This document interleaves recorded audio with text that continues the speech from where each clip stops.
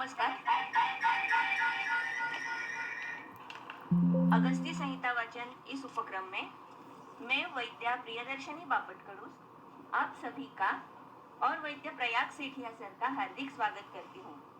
श्री चरक संहिता चिकित्सा स्थान अष्टादशोध्याय कास चिकित्सा का हमारा वाचन चल रहा है और पिछले सत्र में हमने वातज कास की चिकित्सा पूर्ण की थी, जिसमें धूमपान के बाद कुछ आहारीय द्रव्य या आहारीय कल्पना हमने देखी थी और उसका विवरण सर ने किया था। तो मैं सर से अनुरोध करती हूँ कि श्लोक नंबर 82 तक हम आए थे, तो 83 जो श्लोक है उसके आगे का वाचन करें।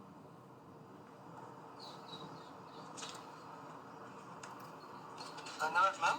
हमारे आज के सत्र की शुरुआत हम प्रार्थना से करते हैं। ओम सहना भवतु सहनौ भुनक्तु सह वीर्यं करवावहै तेजस्विनावधीतमस्तु मा विद्विषावहै। ओम शांति शांति शांति।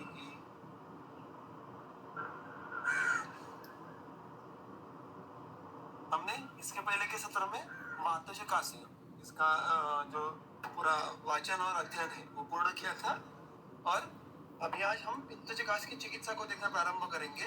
उसके पहले मैंने सिर्फ अभी ध्यान देख के काफी दिन हो गए, तो पित्तज कास के हेतु और लक्षण इनका सूत्र और उसकी संक्षेप में उसका अर्थ मैंने आपके सामने रखा है। सूत्र पढ़ लेता हूँ एक बार और फिर उसके बाद चिकित्सा शुरू करेंगे और फिर उसके हेतु और लक्षणों का जहाँ जहाँ पे कुछ संदर्भ लेना आवश्यक होगा तो उसका हम यहाँ पे संदर्भ लेंगे। कटुकोष्ण विदाई अम्ल क्षाराणाम अतिसेवनम पित्तकासकरम क्रोधः संतापश्च अग्निसूर्यजः, ये पित्तजकास के विशेष हेतु थे। इसमें अगर देखने के लिए जाए तो अगर कोई गुण विशेष होगा तो वो है उष्ण।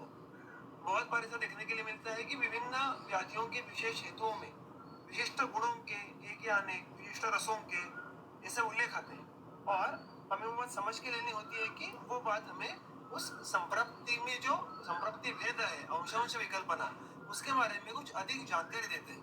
वैसे ही यहाँ पे उष्ण इस गुण विशेष का विशेष उल्लेख होने का जो तर्क है वो क्या है, तो यहाँ पर जो संप्रप्ति में पित्त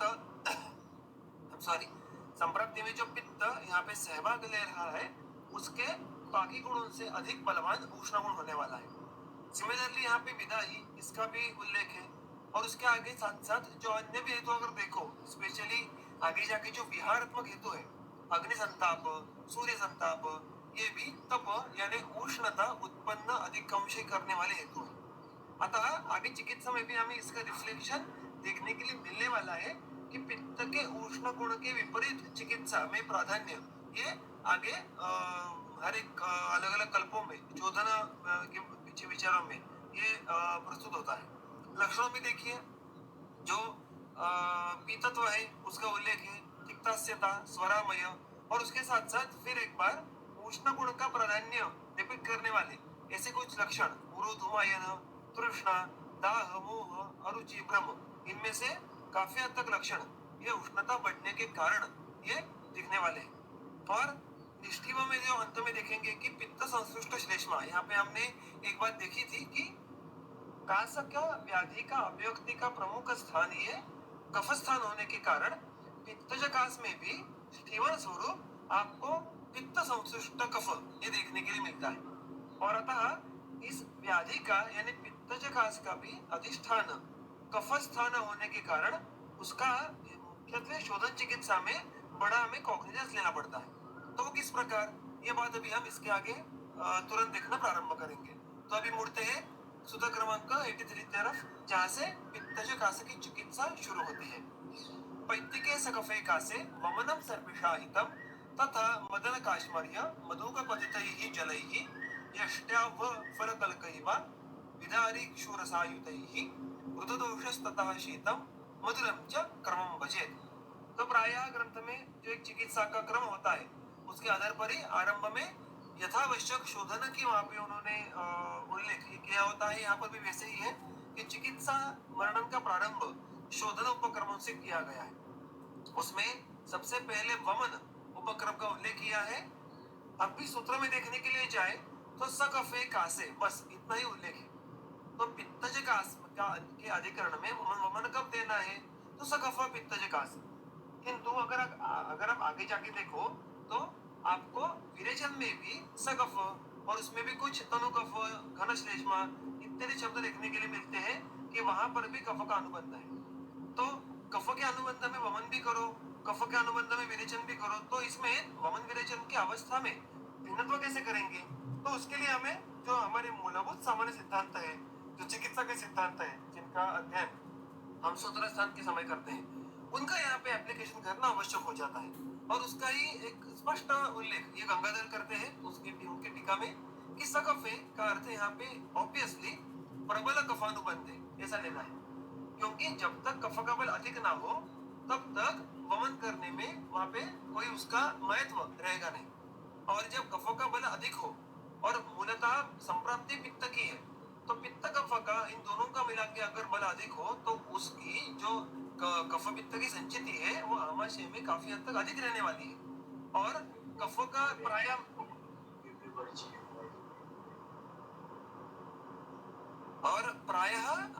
हमें ऐसे देखने के लिए मिलता है कि जब भी एक से अधिक दोषों का हमें शोधन करने की आवश्यकता होती है भिन्न भिन्न मार्गों से, तो हमें कफ, पित्त और फिर उसके बाद वात प्रायः इस क्रम से शोधन करने के निर्देश है। क्योंकि इस क्रम को लांग के जाए तो आगे के दोष का सम्यक शोधन नहीं हो पाता। अतः यहाँ पर भी कफ का अनुबंध बलवान हो तो पहले उस बलवान अनुबंध को दूर करने के लिए और कुछ हद तक पित्त का भी शोधन करने के लिए वमन की आवश्यकता रहेगी। और उसके बाद फिर पित्त स्वयं की जो मूल चिकित्सा है विरेचन, उसकी भी आवश्यकता जरूर रहेगी। तो यहाँ पे ये बात समझना जरूरी है कि सकफ पित्त, जब पित्त कफ का बल अधिक है तो इस अवस्था में वमन ये दोनों दोषों को ऊर्ध्व शोधन करने के लिए आवश्यक उपक्रम है।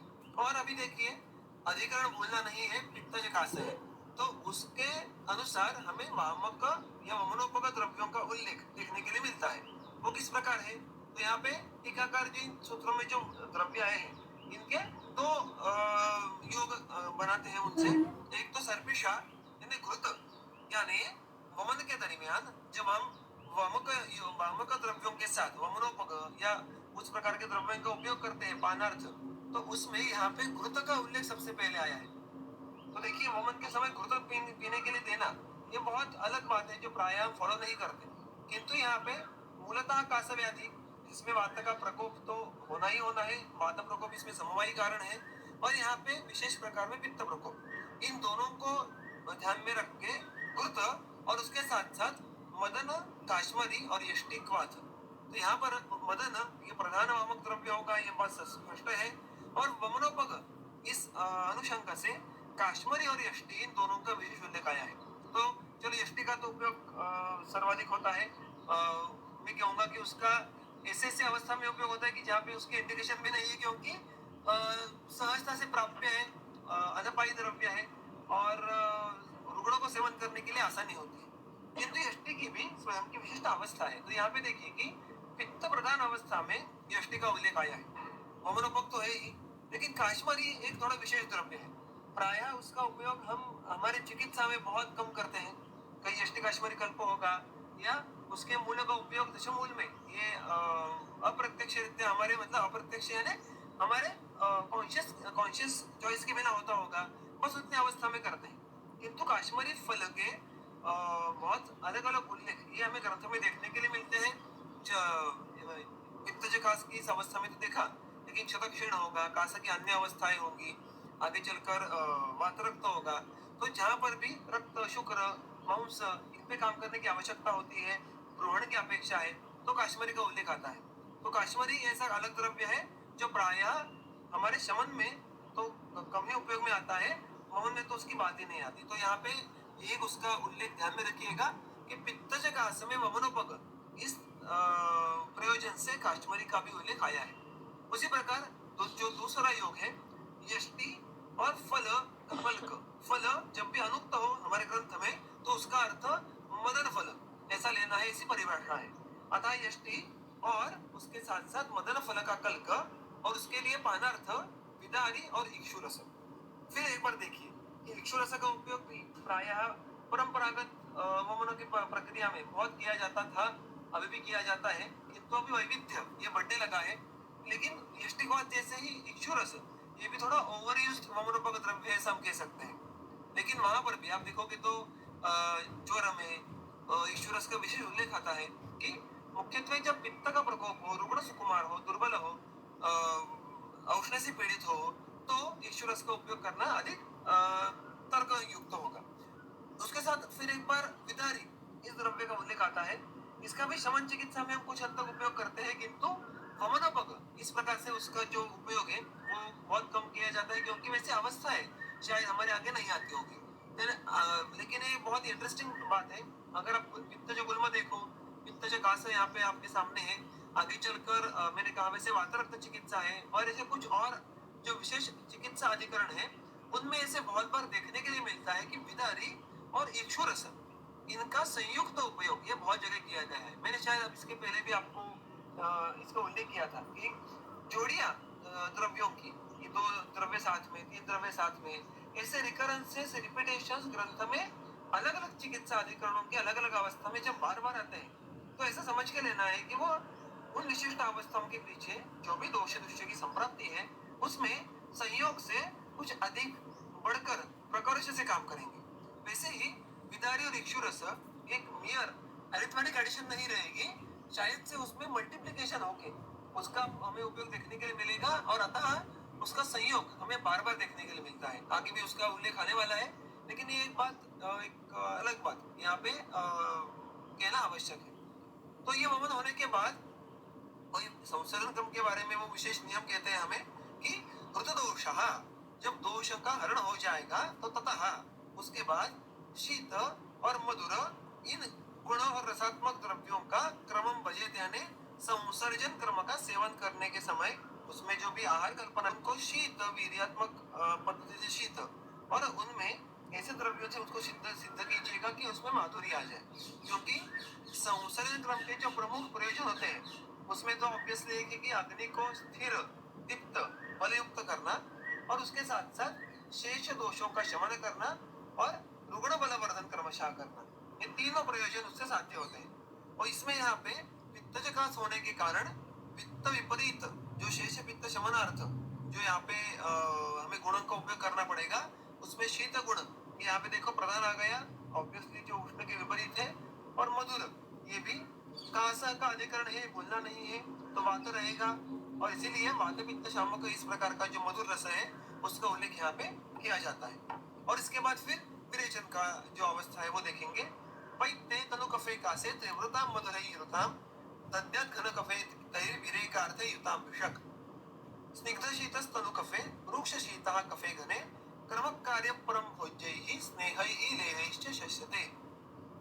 यानी पित्त में जब तनु कफ का अनुबंध रहे पित्तज कास में, तो त्रिवृत इस द्रव्य का उपयोग मधुर रस के द्रव्यों के साथ विरेचन के लिए करना है।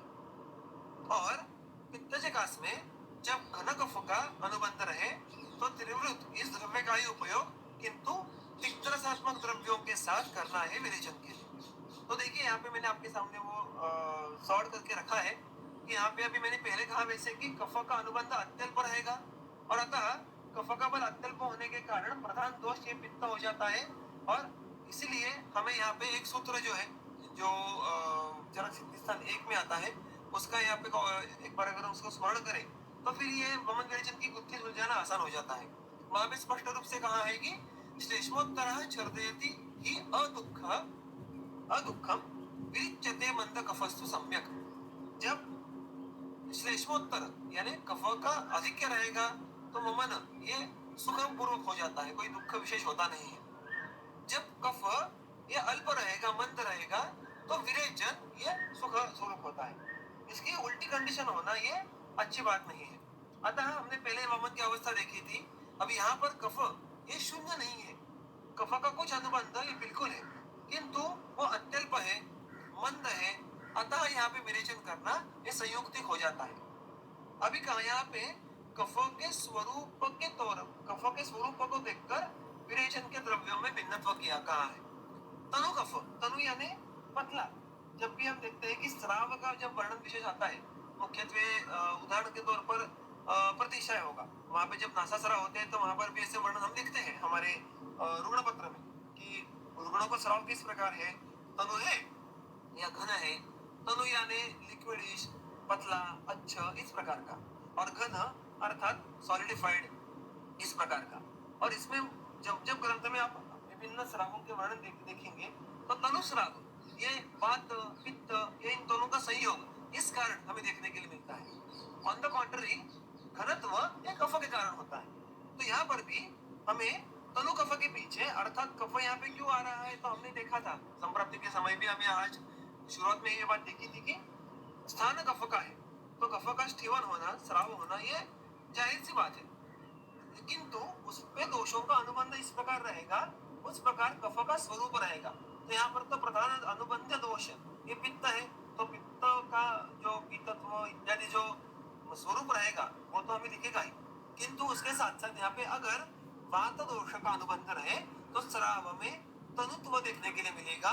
और अतः उसमें विरेचन के लिए त्रिवृत इस मुख्य विरेचन द्रव्य के साथ मधुर द्रव्य का विरेचनोपक के तौर पर उपयोग करने के लिए कहा है। उसी प्रकार घन कफ यानी कफ स्वयं ये उसका अनुबंध दर्शा रहा है, अर्थात प्रमाण में अत्यल्प है, किंतु विरेचन में हमें उसका कॉग्निजेंस लेना आवश्यक हो जाता है। अतः वहां पे त्रिवृत, जो कि फिर एक बार शोधन विरेचन का सुख विरेचन का सर्वश्रेष्ठ द्रव्य है, उसके साथ विरेचनोपक जिन द्रव्यों का संयोग करना होगा वो पित्त कफ शमन दोनों प्रकार के, कौन से, तो तिक्तरसात्मक द्रव्यों का उपयोग करना आवश्यक रहेगा। तो ये एक बहुत ही वैशिष्ट्यपूर्ण अवस्था भेद यहाँ पे हमें विरेचन के उपक्रम में देखने के लिए मिलता है। और उसी पे क्राइटेरिया के अनुसार आगे उन्होंने संसर्जन क्रम में भेद करने के लिए कहा है कि तनु कफ का अनुबंध रहे तो स्निग्ध शीत इस गुणात्मक आहारों का उपयोग कीजिएगा, और घन कफ का अनुबंध रहे तो रूक्ष शीत गुणात्मक आहार द्रव्यों का अनुबंध उपयोग कीजिएगा। तो अगेन यहाँ पे बहुत ही सुस्पष्ट है कि शीत गुणों को कॉमन रखा है क्योंकि पित्त प्रधान है, उसमें भी उष्ण गुण का प्राधान्य है। और तनु कफ में स्निग्ध गुण का समावेश किया है क्योंकि वहां पे वात के बारे में सोचना है, और घन कफ में हमें कफ के बारे में सोचना है, तो वहां पे रूक्ष गुण का वहां पे समावेश किया है। और इस संसर्जन क्रम में हमें उसके बाद जब वो प्राकृत भोजन की तरफ जाए तो जो भी आहार सेवन करना है, तब भोज्य हो, स्नेह हो, लेह हो, ऐसे विभिन्न प्रकार की जो भी, कृपया म्यूट कीजिएगा तो बीच में डिस्टर्बेंस नहीं आएगा, धन्यवाद। तो जो भी संसर्जन क्रम के बाद जो भी भोज्य, स्नेह, लेह जो भी सेवन करना है आहार का, तो उसमें भी हमें ये बात स्मरण रखनी है कि पित्तजकास में कफ के अनुबंध का स्वरूप ध्यान में रखकर उसमें स्निग्ध शीत या रूक्ष शीत इस प्रकार के आहार का योजना करनी है, वो हमें बात निश्चित करना आवश्यक होता है। तो यहाँ पे और ये कफ के स्वरूप का महत्व ये यहाँ पे एक बार अंडरलाइन हो जाता है, और उसके पीछे का तर्क हमने यहाँ पे देखने का प्रयास किया है। तो यहाँ पे शोधन उपक्रमों का जो वर्णन है वो पूर्ण हो जाता है, और इसके बाद जो शमन योग ये शुरू हो जाते हैं। अब देखिए यहाँ पे कुल मिलाकर 5 अलग अलग योग है जो लेहार्थ है, लेहन करने योग्य है। पहले सूत्र पढ़ता हूँ, फिर उसके बारे में कुछ चर्चा करेंगे। शृंगाटकम पद्मबीजम नीली साराणी पिप्पली पिप्पली मुस्तयष्ट्याव द्राक्षामुर्वा महौषधम लाजामृत फला द्राक्षा त्वक्षीरी पिप्पली सिता पिप्पली पद्मक द्राक्षा बृहत्याश फलाद्रसः खर्जूरम पिप्पली वंशी श्वदंष्ट्रा चेति पञ्चते पृथक शब्दयुता लेहाः श्लोकार्धैः पित्तकासिना। तो इन 5 जो हर एक सूत्र के अर्ध सूत्र में, अर्ध भाग में जो एक योग बना है, इस प्रकार से कुल मिलाकर जो 5 योग है उनको घृतो और मधु में उनको अवलोडित करके या उनको सम्मिश्र करके उनका लेहन करने का निर्देश किया है। तो ये 5 योग लेहन अर्थ है पित्तकासिना, पित्तकास के रुग्णों में इनका उपयोग कीजिएगा।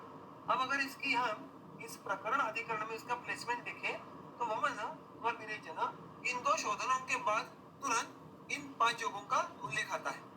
तो हम इसका एक जो तर्क लगा सकते हैं कि इसका जो मुख्य उपयोग है वो शोधनोत्तर किया जाना चाहिए। शोधनोत्तर किसके लिए? तो शोधन के बाद प्रायः जो शेष दोष रह जाते हैं उनके शमन के लिए।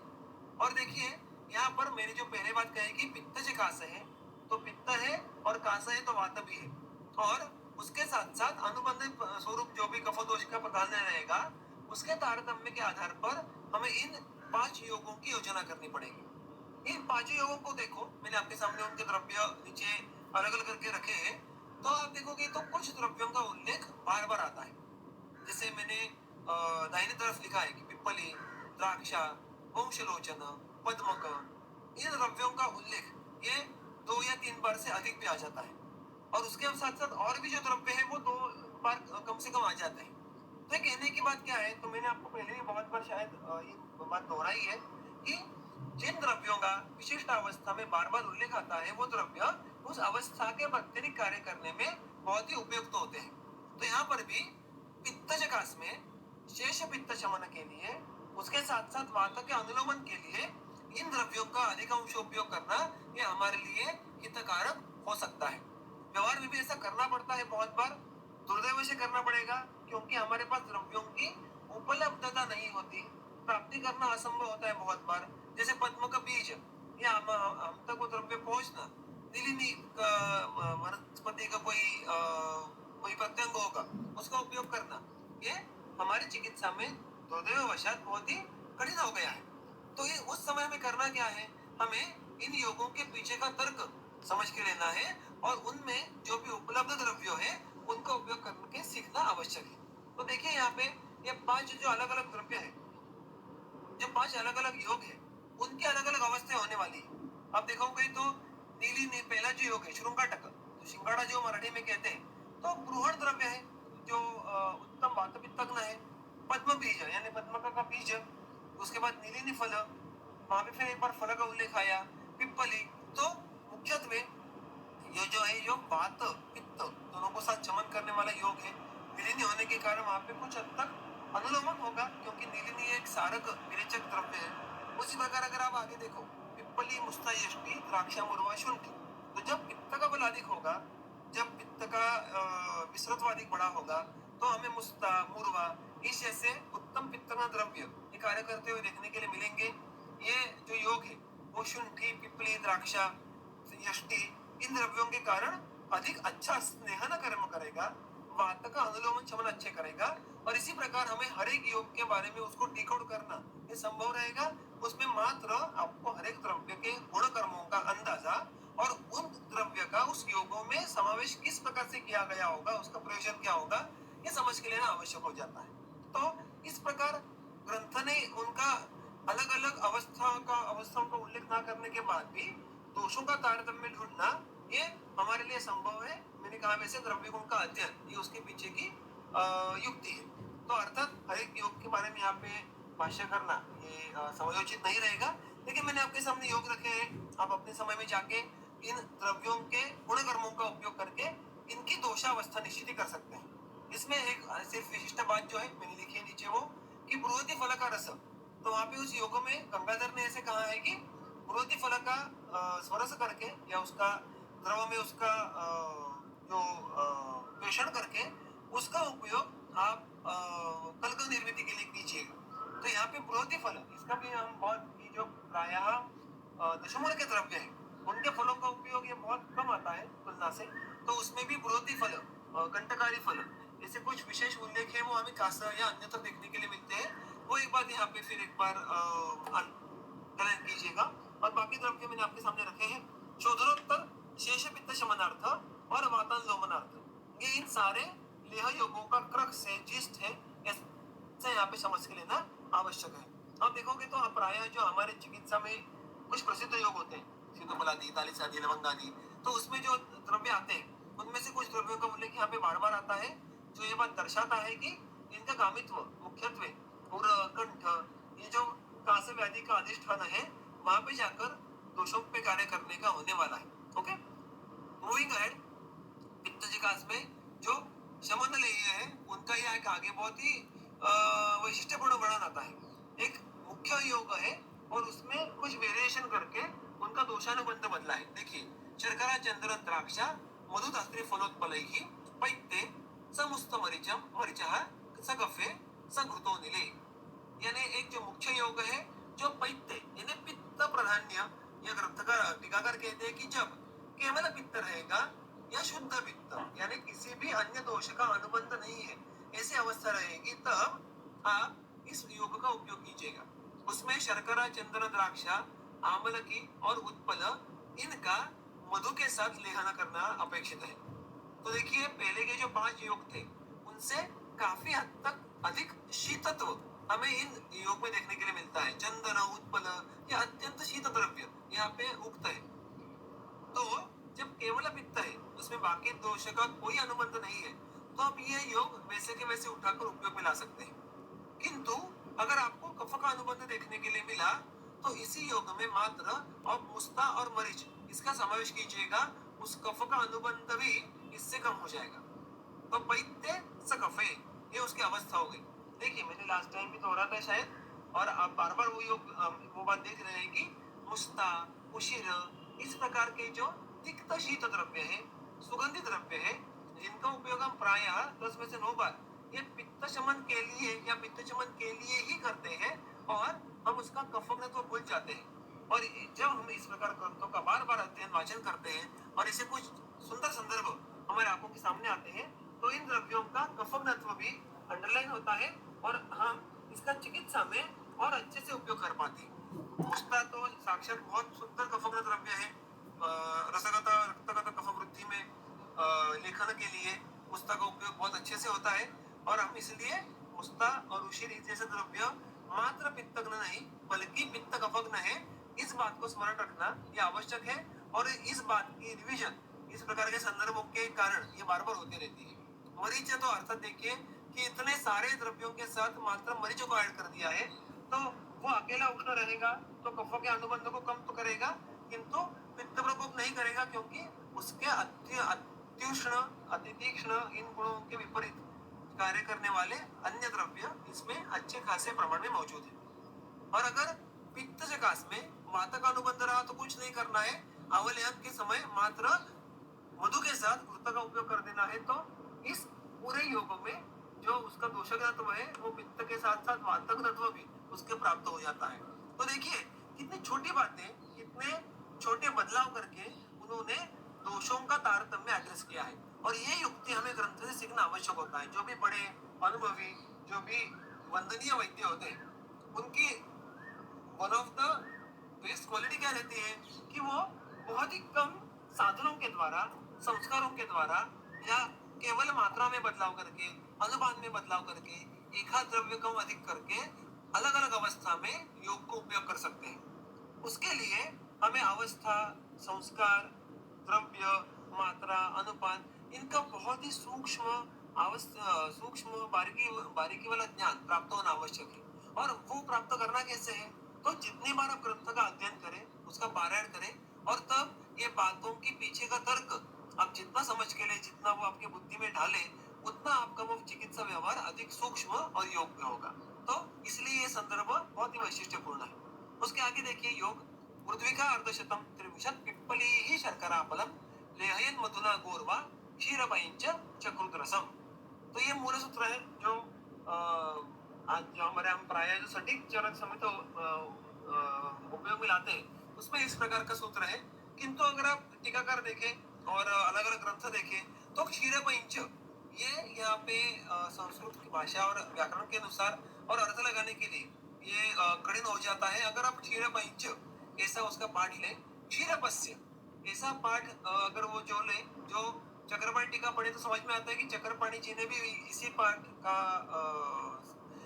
उन्होंने उसको संग्रहण किया है। और अष्टांग हृदय में यही सूत्र देखने के लिए जाए तो क्षीरपस्य वहां पर भी यही पाठ है। तो शायद उस एडिशन में समय संपादकों को कुछ जो प्रति प्राप्त हुए होंगे मैन्युस्क्रिप्ट्स, जिसमें कुछ मैन्युस्क्रिप्ट्स में शायद क्षीरपंच होगा, किंतु अर्थ लगाने के लिए क्षीरपस्य ये यहाँ पे अधिक तर्कयुक्त है। अतः हम उसका ही यहाँ पे जो पाठ है उसका स्वीकार करेंगे और इसका अर्थ देखेंगे। ठीक है, देखिए ये भी बहुत एक इंटरेस्टिंग योग है। मृद्विका अर्धशतम, तो यहाँ पे मृद्विका अर्धशत यानी 50, तो यहाँ पे 50 एक वजन के तौर पे लेने का वहाँ पे निर्देश नहीं है, यानी पद या गर्श प्रस्थ इस प्रकार के प्रमाण का यहाँ पे अपेक्षा नहीं है, किंतु यहाँ पे मृद्विका गुलिका यानी गिन के लेना आवश्यक है। मृद्विका के 50 जो पीसेस होंगे वो लेना अपेक्षित है। सिमिलरली 63 पिप्पली के भी 30 पिप्पलियों का संग्रहण करना और फिर शर्करा मात्रा पलम 1 कपल यानी 40 ग्राम। बस इसमें इतने 3 ही प्रमुख घटक द्रव्य हैं। मृद्विका 50 लेना है, पिप्पली 30 लेनी है, शर्करा 40 ग्राम इतनी लेनी है और इनका मधु के साथ ले आना करना है। तो देखिए मृद्विका, पिप्पली, शर्करा ये तीनों स्निग्ध है, तीनों उत्तम मातंग है और अतः हम इसका जब पित्तजकास में उपयोग कब करेंगे लेवन के स्वरूप, तो पित्तजकास में जब बलवान पित्तजकास का वेग आएगा तो हमें इसका उपयोग करना ज्यादा संयुक्तिक रहेगा। क्योंकि देखो पिप्पली वैसे देखने के लिए जाए तो कटु उष्ण वीर्यात्मक ऐसा द्रव्य है, किंतु उसका युक्तिपूर्वक उपयोग करें तो वो पित्त अविरोधी वो ऐसा सिद्ध होता है। व्यवहार में भी बहुत बार हम पिप्पली का उपयोग जब पित्त की अवस्था हो और उसके साथ साथ हमें वात कफ में कार्य करना हो तो भी हम संयोग अनुपात वशत करें तो उससे तुरंत पित्त वृद्धि होते हुए देखने के लिए नहीं मिलती है। अर्थात उसका अगर अयोग्य उपयोग किया जाए तो उससे भी पित्त वृद्धि होना संभव हो जाता है। किंतु यहाँ पे उन्होंने मृद्विका, शर्करा, मधु इन द्रव्यों के साथ उसका संयोग करके क्या साध्य किया है, तो पित्त प्रकोप हुए बिना यहाँ पे ऑन द कॉन्ट्री यहाँ पे जो बलवान वात प्रकोप होगा, जो प्रतिलोम वायु होगा, जिससे पित्तजकास में संततकास हमें देखने के लिए मिलेगा या अन्य भी अगर वात के बलवान लक्षण, प्रतिलोम वात के लक्षण ये देखने के लिए मिलते होंगे तो यहाँ पे ये योग ये उपयुक्त साबित हो सकता है। और इसके आगे का जो दूसरा योग है जो विकल्प से कहा है गोहोवा क्षीरपस्य शकृत रसम, ये भी बहुत इंटरेस्टिंग योग है। देखिए क्षीरपस्य गोहो शकृत रसम, इसका ऐसा अन्वय हम लगाते हैं। उसका भी क्या करना है, मधुना लेह है। तो मधुना लेह है ये दोनों योगों के लिए सामान्य है, कॉमन है। दोनों योगों का सेवन ये मधु में मिश्र करके लेहन करके करना है। तो दूसरा योग कैसा है देखो, क्षीरपस्य गोहो, दोनों शब्द है वो षष्ठी विभक्ति में कि क्षीरपस्य शब्द है जो षष्ठी विभक्ति में है कि क्षीरपस्य गोहो, गो यानी गाय, क्षीरप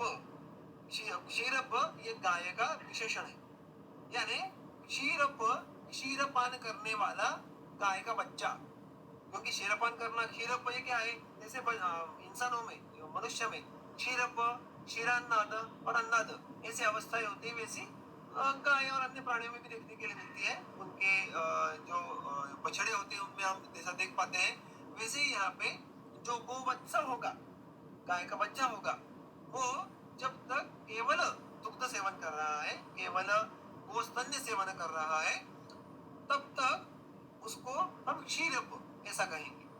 उस गाय के बछड़े का जो केवल दुग्धपान कर रहा है उसके शकृत का यहाँ पे संग्रहण करना है और उसमें जल मिलाकर शकृत रस तैयार करना है। यानी किसी भी गाय के किसी भी वय की अवस्था में उसके पुरुष का संग्रहण करना अपेक्षित नहीं है, बल्कि केवल जब तक गाय का बछड़ा दुग्धपान कर रहा है तब तक उस गाय के बछड़े के पुरुष का या शकृत का संग्रहण करके उससे हमें शकृत रस यानी जल मिश्रित शकृत का कल्पना का वहां पे हमें निर्माण करना है।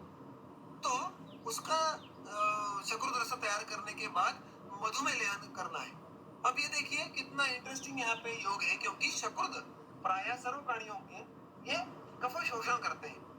इसलिए आप अगर देखो आगे जाके या श्वास चिकित्सा में भी कि जब भी शेष कफ का शोषण करने की बात आती है तो शकृत रस का उल्लेख बहुत बार आता है।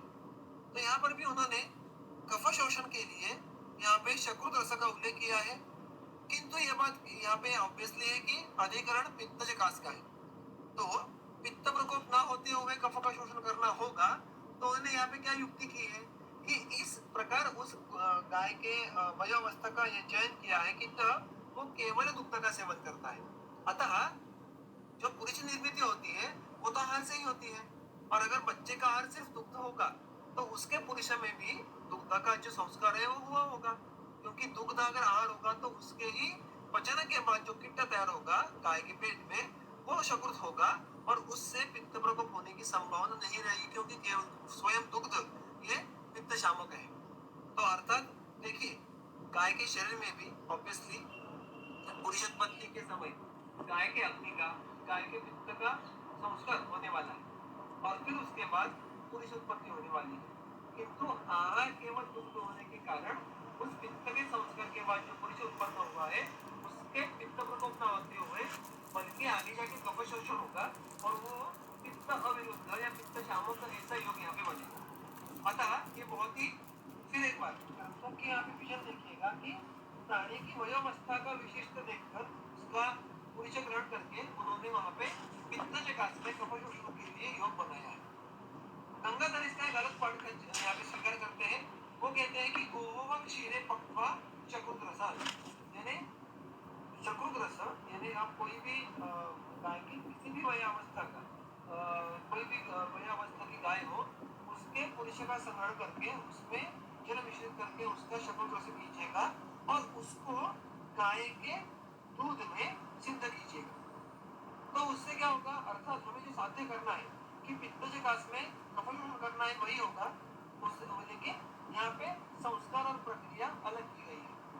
तो जब हम उसको गोल चीज सिद्ध करेंगे तो उसमें जो रोक्ष है उसमें जो कफकत्व का जो वहाँ पे प्रकर्ष है वो कम होगा और उसमें कुछ हद तक पित्त शमन का भी जो क्षमता है वो बढ़ जाएगी और हमें जो साध्य करना है वो साध्य होगा। तो ये गंगाधर ने अलग पाठ का स्वीकार किया है वो यहाँ पे आपके सामने रखा है।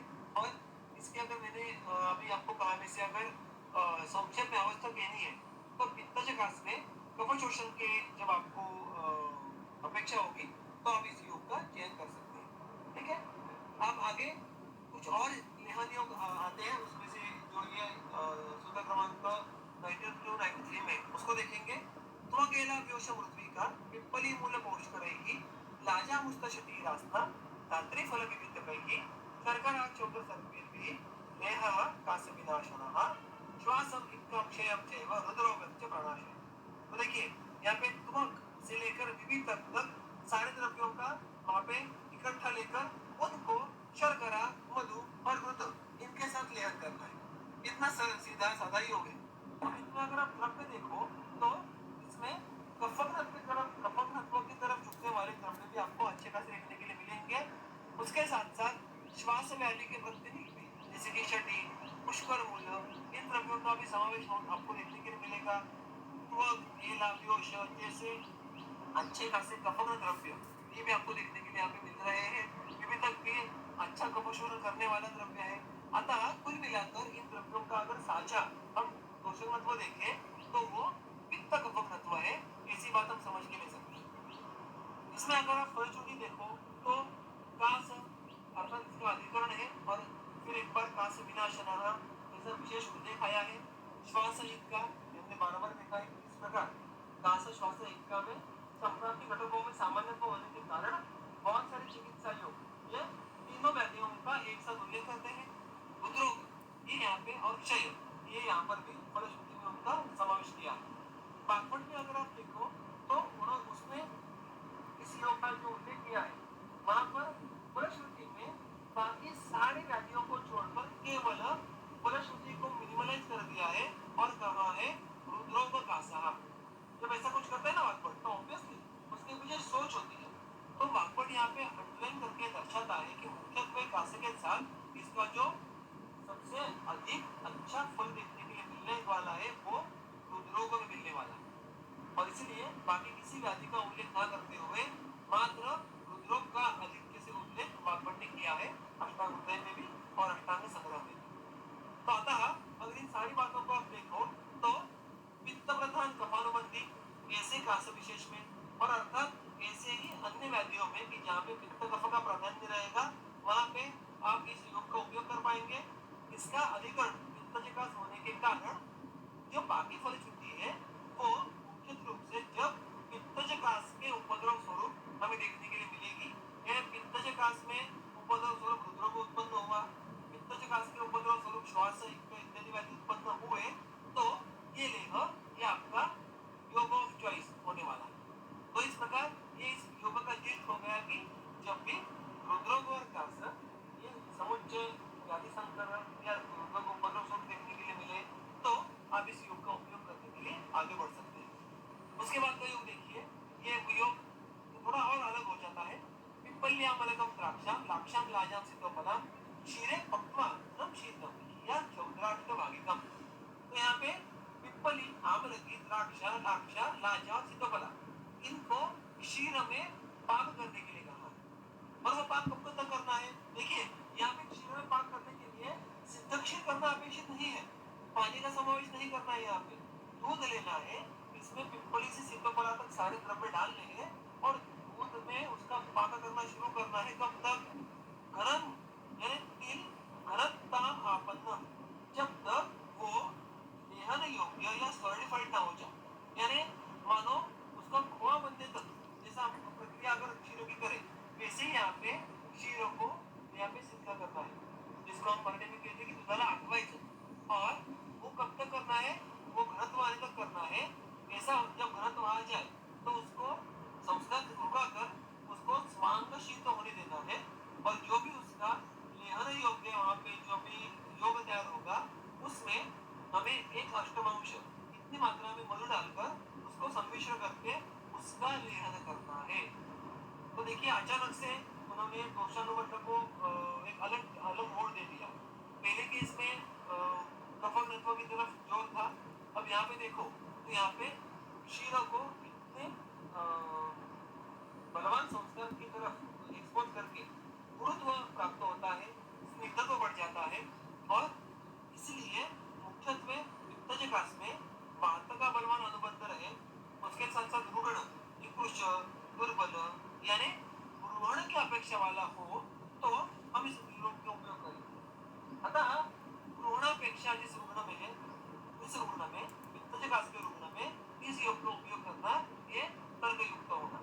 द्रव्य भी देखो आप तो लाक्षा संधान करने वाला ग्रहण करने वाला द्रव्य है, द्राक्षा आमलकी ये दोनों भी ये रसायन करने वाले धातु वाला वर्णन करने वाले द्रव्य है।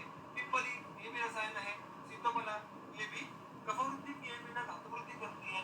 तो ये सारे द्रव्य ये धातु बल वृद्धि करेंगे, ग्रहण करेंगे और उसके साथ साथ ये वित्तजकास का शमन भी करेंगे। तो ये एक अलग योग जो हमें वित्तजकास के अधिकरण में देखने के लिए मिलता है। अब यहाँ पे लेहन योग ये इसका अधिकरण यहाँ पे कम हो गया, संपूर्ण होकर आगे शमनार्थ जो कुछ पान योग है और उसके बाद आहार यहाँ पे हमें देखने के लिए मिलते हैं। देखिए विदारिक्षुणालानाम रसायन क्षीरम सिद्धोफलम पिबेद्वा मधु संयुक्तम वित्तकासारम परम। अभी तक दुग्ध का उल्लेख ये इतना आया नहीं था। इसके पहले के योग में हमें मुख्य रूप से दुग्ध का जो उसको अनुसंधान करके उसको उपयोग करना है। और अभी इसे उन्होंने अच्छे से शिफ्ट कर दिया है कि अभी दुग्ध के योग शुरू कर दिए हैं, इनको अभी ये लेहन के लिए कोई जैसे योग नहीं है तो वो सिद्ध क्षीर के पानी योग है। और आगे जाकर भी काफी योग हमें इसके आगे जाके वित्तजकास के चिकित्सा में भी देखने के लिए मिलते हैं। तो उनका आरंभ ऐसा कह सकते हैं कि यहाँ पे कर दिया है उन्होंने सिद्ध क्षीर योगों का। विदारी स्वरस इक्षुरस मृणाल, मृणाल का अर्थ यहाँ पे टीकाकार ये उशीर कैसा लेते हैं, इनका स्वाद क्षीर और शर्करा। तो यहाँ पे कोई अग्नि संस्कार अपेक्षित नहीं है, केवल इनको इकट्ठा सम्मिश्र करना है और उनको सम्मिश्र करके मधु के साथ संयुक्त करके पान करना है। तो देखिए ये एकदम से संतर्पण ग्रहण करने वाला योग फिर एक बार हमें देखने के लिए मिलता है कि किंतु ये पानार्थ है। मैंने आपको थोड़ी देर पहले कहा था कि विदारीश्वरस और इक्षुरस इनका संयोग हमें बहुत जगह पे देखने के लिए मिलता है, जो यहाँ पर भी आया है। और मृणाल यानी उशीर ये फिर एक बार वित्त शमन वित्तजकास के अधिकरण में हमें देखा हुआ देखने के लिए मिलता है। तो बहुत ही उत्तम प्रकार से उष्ण गुण से मुख्यत्वे वृद्ध पित्त का शमन करने के लिए, उसके साथ साथ अनुबंधी वात का शमन करने के लिए, धातु बल वर्धन के लिए और मुख्यत्वे तर्पण के लिए, क्योंकि यह सारा द्रव कल्पना होने वाली होगी। यहाँ पे विशेष उल्लेख किया है कि विवेक तो पानार्थ इसका उपयोग अपेक्षित है। अतः ये द्रव धातुओं की तरफ जल्दी काम करेगा। तो मुख्यत्वे रस धातु रक्त धातु इनमें क्षीणत्व होगा तो उनका आपूरण करने के लिए हमें इस प्रकार का संयोग ये काम में आएगा। इसका पान करना और इसके बाकी द्रव्यों को देखा तो उनका गुरुत्व इस देखकर हमें ये बात समझ के लेनी है कि इस द्रव्य का यूज करने के लिए रुग्ण का अग्नि बहुत अच्छा होना चाहिए, वहाँ पे सामग्री की कोई गुंजाइश नहीं रहेगी और ऐसी अवस्था होगी तो हम इस संयोग का उपयोग कर पाएंगे। इसके बाद आहार विशेष आते हैं पित्तजकास के। मधुरैः चाङ्गदरसैः श्यामाकयव गोद्रवाः उद्गादिविषयैः शाकैश्च तिक्तकैः मात्रया हिताः। तो श्यामाक, यव, कोद्रव इनका उल्लेख पहले आहार के तौर पर आता है। देखिए मैंने पहले भी शायद ये बात वार्तिकास में कही होगी कि श्यामाक, यव, कोद्रवाः, तो ये प्रथम विभक्ति का जो शब्द है ये मुख्य आहार के तौर पे उपयोग करना अपेक्षित है, और उस आहार के साथ क्या करना है, जो बाकी तृतीय विभक्ति में जो आहार द्रव्य है उनको उपयोग करना है। जैसे मैंने आपको पहले बार कहा था कि चावल ये मुख्य आहार हुआ, और उसके साथ फिर आप दाल ले लो, करी ले लो और कुछ ले लो। वैसे यहाँ पे हमें ओदन करना होगा या कोई और कल्पना करनी होगी, तो श्यामाक, यव, कोद्रव इनका मुख्य स्वीकार करना अपेक्षित है। वो यहाँ पे मुख्य आहार द्रव्य है।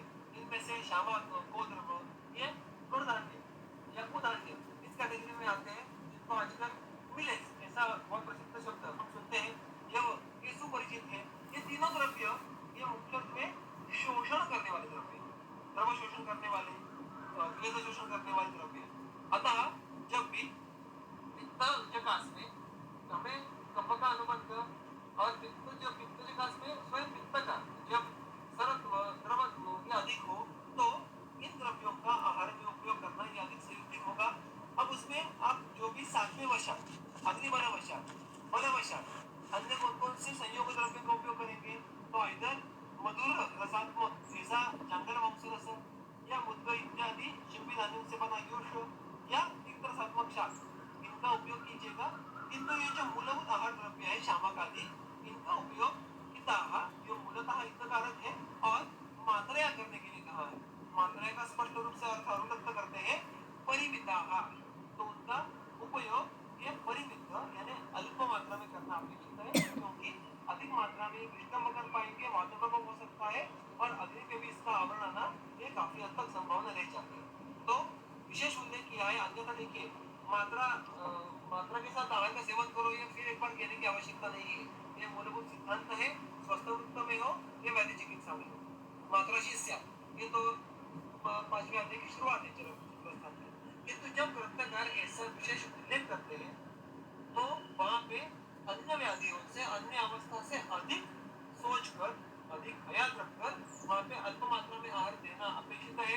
वो बात यहाँ पे अन्य अवस्थाओं से अधिक जरूरी है, इसका वहाँ पे हमें कॉन्फिडेंस लेना ये आवश्यक है। आगे देखिए फिर एक बार यहाँ पे घन कफ, तनु कफ, इन कफों की अवस्थाओं का उल्लेख आता है। घन श्लेष्मणि लेहास्तु तिक्तका मधु संयुक्ताः शालयाः स्युस्तनु कफे षष्टिकाश्च रसादिभिः। जब पित्तजकास में घन कफ का अनुबंध रहे तो तिक्त रस प्रधान ऐसे लेहों का उपयोग कीजिएगा मधु मिश्रित करके। यहाँ पे मधु संयुक्ताः इसको गंगाधर मधुर संयुक्ताः इस प्रकार से अलग पार्ट से स्वीकार करते हैं, और वहाँ पे वो उसका अर्थ लेते हैं कि तिक्त मधुर इन दोनों रसों का एक साथ सेवन करना अपेक्षित है। और मुख्यतः इसके लिए निर्मित के लिए शालयाः यानी शाली चावल जो शुक्ल धान्य में भिन्न भिन्न भेद है, उसमें से शाली वर्ग का यहाँ पे उन्होंने स्वीकार किया है। और आगे तनु कफ जो होगा वहाँ पे षष्ठी का बहुत बार ये हमारे शब्दों का उपयोग उसमें गड़बड़ कर देते हैं। हम षष्टिशाली ऐसा एक शब्द कह देते हैं, मानो कि वो एक ही द्रव्य है, किंतु अगर आप ग्रंथ देखो तो शाली और उसके जो मतलब में अलग अलग धान्य है वो अलग है। और षष्ठी ये शाली का प्रकार नहीं है, षष्ठी ये व्रीहि का प्रकार है। शाली और व्रीहि ये दोनों ही शुक्ल धान्य इस वर्ग में आते हैं। इन दोनों उपवर्गों में चावलों के अलग अलग भेद समाविष्ट होते हैं, किंतु षष्ठी ये शाली का भेद नहीं है, षष्ठी ये व्रीहि धान्य का भेद है। व्रीहि धान्यों में सर्वश्रेष्ठ षष्ठी को कहा है, और ऐसा यहाँ पे षष्ठी का अलग उल्लेख करने के लिए बोला है। तो हमारा ऐसा हो जाता है कि प्रायः षष्टिशाली ऐसे पथ्यों में बहुत बार एक साथ आ जाते हैं, इसलिए हम षष्टिशाली को एक द्रव्य मान देते हैं, तो वैसा नहीं है। तो शाली अलग और षष्ठी का ये व्रीहि भेद अलग, उसका वहाँ पे उपयोग करने के लिए कहा है तनु कफ में। और उसका किसके साथ सेवन करना है, तो रसादि भी। तो यथा सात्विय आप मांसरस या युष या शाक इनके साथ उस षष्ठी का कोई लेहन योग्य आहार कल्प बनाकर उसका सेवन करना यहाँ पे अपेक्षित है। तो यह हो गया आहार के बारे में। और आगे जाकर अनुपान के स्वरूप क्या लेना है, तो शर्करा अम्बोनुपानार्थम द्राक्षे क्षोणाम रसाः पयः सर्वञ्च मधुरम शीतम अविदाहि प्रशस्यते। तो भूख लगने के बाद क्या खाना है, तो ये कह दिया प्यास लगने के बाद क्या पीना है? तो शर्करा जल, सिंपल बहुत स्ट्रेट फॉरवर्ड, द्राक्षा रस, इक्षु रस या दूध, इस प्रकार के अनुपानों का उपयोग आप यथावस्था पित्तजकास में कर सकते हैं। तो प्रायः ऐसे होता है कि व्याधि की अवस्था में प्यास लगे तो पानी पियो, ऐसा प्राय कहीं नहीं कहते। प्यास लगे तो वो कुछ तो विकल्प देते हैं जो उस व्याधि के संक्रांति के विपरीत कार्य करने की क्षमता रखता है। और इतनी छोटी छोटी बातें होती है जो हमें चिकित्सा में रुग्णों को कहने के लिए बहुत महत्वपूर्ण होती है। अतः हर एक व्याधि में कोई विशेषता अगर आप पान या अनुपान सोच के रखें और रुग्णों को उसका दिन भर सेवन करने के लिए कहें तो आपकी चिकित्सा को उसको बल प्राप्त होता है। और वहाँ पे वो इन अनुपानों के पीछे का सिद्धांत भी कह देते हैं कि बेसिकली इन द्रव्यों के पीछे का तर्क क्या है। तो इस प्रकार का कोई अन्य भी द्रव्य होगा, कैसे मधुर रसात्मक, शीत वीर्यात्मक और अविदाई, ऐसा द्रव्य रहा तो वो भी आप अनुपान स्वरूप उपयोग में ला सकते हैं। आगे चलकर वो उसमें आहार कल्पों में कुछ और विशेष उल्लेख करते हैं। काकोरी प्रोति मेधा युग्मैः सदृश नागरैः पित्तकास्य रसात् क्षीरं युषांश उपकल्पयेत्। तो आपको कोई भी विविध आहार या सिद्ध क्षीर इनकी निर्मिती करनी है तो उनमें हम जैसे विशिष्ट यवागु देखी थी, द्रव्य देखे थे यवागु या अन्य आहार सिद्ध करने के लिए मातजकास में, वैसे ही यहाँ पे उन्होंने पित्तजकास के रुग्ण में जो भी आहार सेवन करना है, दुग्ध सेवन करना है, उसके लिए जो सिद्ध करने के लिए जो भी औषधि द्रव्यों का उपयोग कैसे कर सकते हैं। तो काकोली, पुरोहिती और मेधा इन हर एक वनस्पतियों को युग्म इस विशेषण का अनुवर्तन करना है। तो युग्म यानी दोनों, यानी काकोली द्वय, पुरोहिती द्वय और मेधा द्वय, इस प्रकार के 6 द्रव्य, कुछ यानी वासा और चुंठी, इनको इकट्ठा लेकर आप जब भी रुग्णों को कोई आहार सिद्ध करने के लिए बोलो तो आइदर इनका सिद्ध जल या तल का स्वरूप उपयोग करके आप मांसरस, दुग्ध और यूष इनकी निर्मिती कर सकते हैं। उनकी निर्मिती में इन दोनों का उपयोग कैसे करना है इसका विवरण हमने मातजकास के समय किया है, तो मैं उसकी पुनरुक्ति नहीं करूंगा। किंतु ये काकोल्यादि योग, या हम इसका कह सकते हैं कि पित्तजकास में आहार योगी योग, इस नाम से हम उसका ध्यान पे रख सकते हैं। उसके बाद देखिए शरादि पंचमूलस्य पिप्पली द्राक्षयोस्तथा कषायेन शुद्धं क्षीरं पिबेत समुद्र शर्करा। मैं आपको कहा था वैसे कि पानार्थ आगे चलकर सिद्ध क्षीर के बहुत योग हमें देखने के लिए मिलते हैं। उसमें से जो ये योग पित्त शमन और वातांदोलन कार्य करेगा। शरादि पंचमूल ये हो गए थोड़ा पंचमूल जो कि उत्तम पित्त शमन करते हैं, शीत वीर्य के हैं और वेद हरण भी बहुत अच्छा करते हैं। पिप्पली द्राक्षा, ये दो द्रव्य अभी तक कितनी बार आए पित्तजकास में हम देख रहे हैं।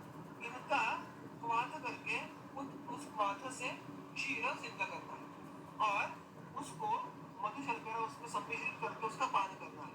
तो जब भी ऐसे आता है कि मधु का सेवन मिश्रण कीजिएगा तो अब बात यहाँ पे आ जाती है कि क्षीर को पहले स्वांगशीत होने देना है, क्योंकि मधु और उष्ण ये विरुद्ध हो जाते हैं। और इस प्रकार जब हम इन द्रव्यों के स्वाद से सिद्ध क्षीर का मधु शर्करा के साथ सेवन करेंगे तो अधिकरण वशात ये भी उत्तम पित्त सिद्ध होगा, पित्तकास में इसका अच्छा उपयोग होगा। तो यहाँ तक सूत्रक्रमण का स्रोत पित्तजकास के अलग अलग योगों का उल्लेख हमने देखा। हम अभी यहाँ पे जो हमारा समय है ये संपूर्ण होने जा रहा है, तो इसके आगे जो उर्वरित चिकित्सा है उसका कंटिन्यूटी हम कल देखेंगे। इसके आगे के सूत्र मैं पास सुपुर्द करता हूँ। सारे श्रोताओं वर्ग का मनपूर्वक धन्यवाद। बहुत बहुत धन्यवाद सर। आज आपने ये शाली और षष्ठी किसका जो फर्क बताया वो बहुत महत्वपूर्ण था, सबको याद रखना बहुत आवश्यक है। कुछ शंका है तो हम देखते हैं पहले। प्रश्न शायद यहाँ पर एक था, सर वाई लेहन इज ऑलवेज टोल्ड फॉर पित्तज व्याधि। हमने इसका विवरण इसमें देखा था इसके पहले के सत्रों में कि लेह और पान इसका भेद हमने देखा था। तो मैं संक्षेप में इसका एक उल्लेख कर देता हूँ कि भूतम तो पित्त भेद के लिए वाद्य अधिक भी भेद सूत्र था जो चरक में चतक्षण अध्याय में आता है। वाग्भट ने तो उसका समावेश काशी चिकित्सा में किया है। तो अर्थात वहाँ पे उसका विशिष्ट जो वर्णन आया है वो सर्दी गुण इस कल्पना के लिए आया है और वहाँ पे गुरुत्व का लेहन क्यों करें ऐसा उसका स्पेसिफिक वर्णन है, किंतु उसके पीछे का जो कार्यकारण भाव हमने देखा था जो ग्रंथ नहीं दिया है उसमें उन्हें कहा था कि लेहन करने के साथ क्या होता है कि लेहन ये आसानी से पित्त शमन कर देता है, क्योंकि लेहन करने वाले जो द्रव्य है या संयोग है वो पित्त के साथ आसानी से घुल मिल जाता है। जब कोई भी द्रव्य दोषों के साथ अच्छे से घुल मिल जाएगा तो वो दोषों को अच्छे से कम कर पाएगा। इसलिए ऐसा भी उल्लेख जनक सिद्धिस्तान में आता है। जब अनुवासन की बात आती है तो वहां पे वो कहते हैं कि स्नेह बस्ती जो है उसके लिए सर्वश्रेष्ठ स्नेह कौन सा है, वो तैल है। क्यों? क्योंकि वो सर्वगुण से वातक विपरीत है। लेकिन जब ऐसी बात आती है तो वो बात वहाँ पे टीकाकार ऐसे कहते हैं कि सर्वगुण में जब हम कहते हैं तो सूक्ष्म गुण ये मात्र वो वातक के विपरीत नहीं है, वात भी सूक्ष्म है और तैल भी सूक्ष्म है। तो यहाँ पे उसको ऐसे वो कैसे समझ के लेना है, तो वात के वात ये जो सूक्ष्म है यानी सूक्ष्म स्रोतों तक उसकी व्याप्ति है, तो वहां तक पहुंचने के लिए हमें सूक्ष्म द्रव्य की अपेक्षा होती है जो तैल फुलफिल करता है, और फिर वहां पे जाकर वो वात का शमन अच्छे से कर पाएगा क्योंकि वो वात तक पहुंच पाएगा। वैसे ही यह कल्पना है ये पित्त के साथ घुल मिल जाती है क्योंकि वो पित्त की तरह उसके स्वरूप हो जाता है। अतः बार बार हमें लेहना कल्पना ये पित्तगना के तौर पर उपयुक्त तो वही देखने के लिए मिलती है। अर्थात यहाँ पे लेह का जो और महत्व है जो काशी चिकित्सा में वो भी हम देखा था कि लेह कल्पना है ये प्राणवायु के स्थान पर पूरा कंठ इस स्थान पर अच्छा कार्य करती है, क्योंकि उनका सेवन करने के बाद वो पूर्व शनि ये अंदर प्रविष्ट करती है, एकदम से सहसा ये अंदर प्रविष्ट होती नहीं है।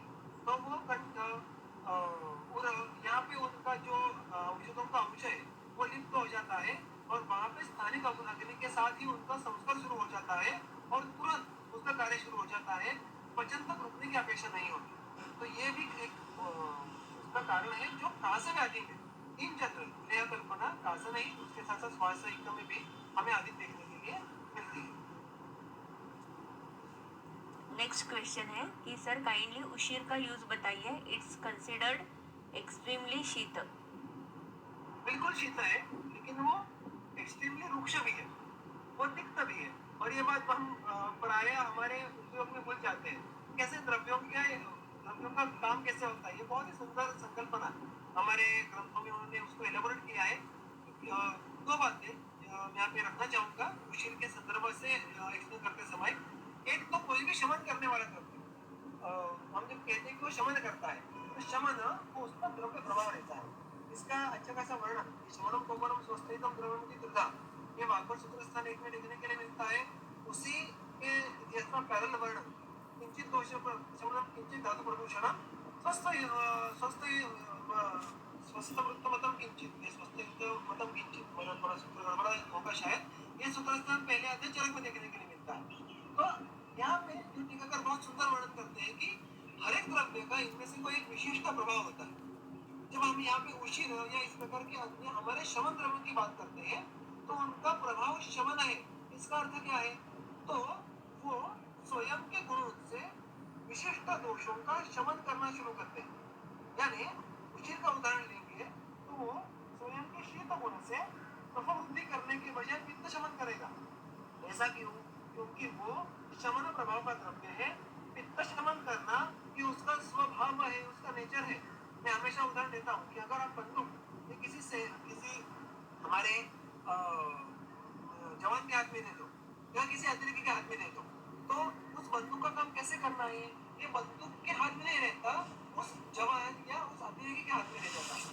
वैसे ही शीत गुण ये उशीर के आश्रय से है और उशीर का स्वभाव ये पित्त शामक या दोष शमन करने वाला होने के कारण उस शीत गुण से वो पित्त शमन ही करेगा और उसके तिक्त रस उसके रुक्ष गुण से वो पित्त शमन करेगा और उसके साथ साथ कफ शमन भी करेगा।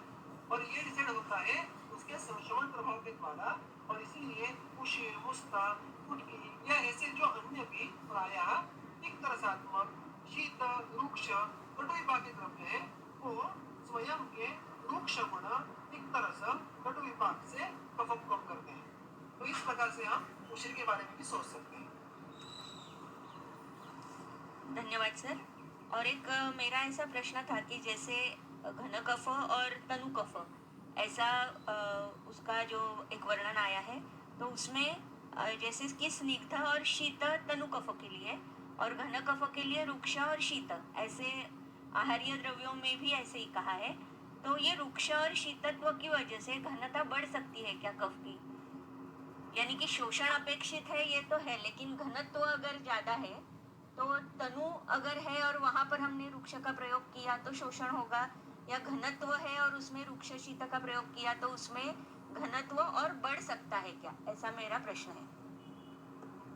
नहीं, प्रश्न बहुत अच्छा है। तो प्राय ऐसे होता है कि ये व्यवहार में देखने के लिए मिलता है, जो मेरी सोच है, तो घनत्व और स्थानत्व इसमें अगर हम भेद करें तो ये बात समझ में आ जाएगी कि स्थानत्व में अगर हम एकांतिक रूप से चिकित्सा करें तो स्थानत्व बढ़ सकता है, क्योंकि वहाँ पे जो एक पृथ्वी और जल इनका विकृत संयोग होता है, तो वहाँ पे केवल हमें वहाँ पे वृक्ष गुणों का उपयोग करके शोधन करके हम स्थानत्व कम नहीं कर पाएंगे। वहाँ पे हमें पहले क्लेदन आलोडन करना पड़ेगा और फिर हम वहाँ पे शोषण करेंगे, और अतः वहाँ पे स्थानत्व होगा तो आप कहेंगे वो सही होगी। लेकिन देखिए घन ये एकांतिक पृथ्वी महाभूत का गुण विशेष है। घनत्व ये जल के कारण नहीं आ सकता, ये पृथ्वी के कारण आएगा। और वृक्ष ये यहाँ पे हम कफ पे आश्रय से जो घनत्व है वो अर्थात वहाँ पे कफ की विपरीत गुण से कम करना अपेक्षित है। तो जब घनत्व यानी उसमें घनत्व अभी देखने के लिए जाए तो उसमें घन नाम का अलग विभूति गुण नहीं है।